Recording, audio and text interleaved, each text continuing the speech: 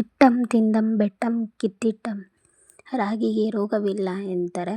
ಇವತ್ತಿನ ನಮ್ಮೂರಿನ ಸ್ಪೆಷಲ್ ಹಾಗೆ ನಮ್ಮ ಅತ್ತೆಯ ಕೈ ರುಚಿ ಉದುಕ ಮುದ್ದೆ ಮಾಡುವುದು ಹೇಗೆ ಅಂತ ನೋಡೋಣ. ಮೊದಲು ಒಂದು ಪಾತ್ರೆಗೆ ನೀರು, ಬೇಳೆ, ಎಣ್ಣೆ ಹಾಕಿ ಕುದಿಯೋಕೆ ಇಡಬೇಕು. ಅದು ಮುಕ್ಕಾಲು ಭಾಗ ಬೆಂದಮೇಲೆ ನುಗ್ಗೆ ಸೊಪ್ಪನ್ನ ಹಾಕ್ಬೋದು. ನುಗ್ಗೆ ಸೊಪ್ಪು ಅವೈಲೇಬಲ್ ಇಲ್ಲ ಅಂದರೆ ಸಬ್ಬಸಿಗೆ ಸೊಪ್ಪು ಕೂಡ ಹಾಕ್ಕೋಬೋದು, ಇಲ್ಲ ಮಿಕ್ಸ್ ಸೊಪ್ಪಿದೆ ಅಂದರೆ ಹಾಕ್ಕೋಬೋದು. ಅದಾದನಂತರ ಅದೆರಡು ಬೆಂದಮೇಲೆ ಕಟ್ಟು ಮತ್ತು ಸೊಪ್ಪು ಬೇಳೆನ ಬೇರೆ ಮಾಡ್ಕೋಬೇಕು. ಈಗ ನೆಕ್ಸ್ಟು ಪಲ್ಯ ಮಾಡೋಕೆ ನೋಡೋಣ.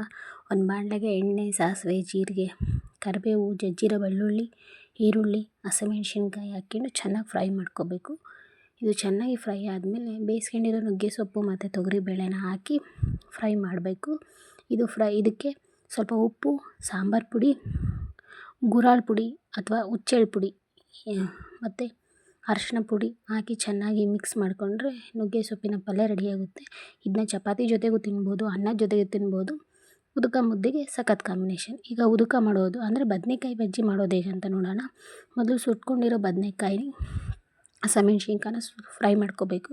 ನೆಕ್ಸ್ಟು ಒಂದು ಮಿಕ್ಸಿ ಜಾರಿಗೆ ಹಸಿಮೆಣ್ಸಿನ್ಕಾಯಿ, ಕೊತ್ತಂಬರಿ, ಉಪ್ಪು, ಬೆಳ್ಳುಳ್ಳಿ ಹಾಕಿ ಚೆನ್ನಾಗಿ ಬ್ಲೆಂಡ್ ಮಾಡ್ಕೋಬೇಕು.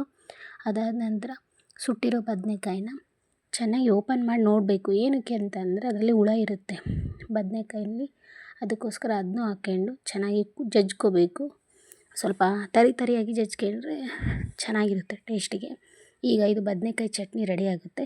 ಇದನ್ನ ಹಂಗೆ ರೊಟ್ಟಿ, ಚಪಾತಿಗೆ, ಅನ್ನದ ಜೊತೆ ತುಪ್ಪ ಹಾಕ್ಕೊಂಡು ಕಲಿಸ್ಕೊಂಡ್ರೆ ಚೆನ್ನಾಗಿರುತ್ತೆ. ಈಗ ಉದ್ಕ ಮಾಡೋದು ಹೇಗಂದರೆ, ಈ ಬದನೇಕಾಯಿ ಬಜ್ಜಿ ಮಾಡಿರ್ತೀವಲ್ಲ ಅದಕ್ಕೆ ಬೇಳೆಕಟ್ಟು, ಸೊಪ್ಪು ಬೇಳೆಕಟ್ಟು ಏನಿರುತ್ತೆ ಅದನ್ನ ಮಿಕ್ಸ್ ಮಾಡಬೇಕು. ಅದಕ್ಕೆ ಗುರಾಳ್ ಪುಡಿ ಅಥವಾ ಹುಚ್ಚೆಳ್ ಪುಡಿ ಹಾಕಿ ಸ್ವಲ್ಪ ಉಪ್ಪು ಹಾಗೆ ನಿಂಬೆಹಣ್ಣಿನ ರಸ ಹಿಂಡಿದರೆ ಈ ಉದ್ಕ ರೆಡಿ ಆಗುತ್ತೆ.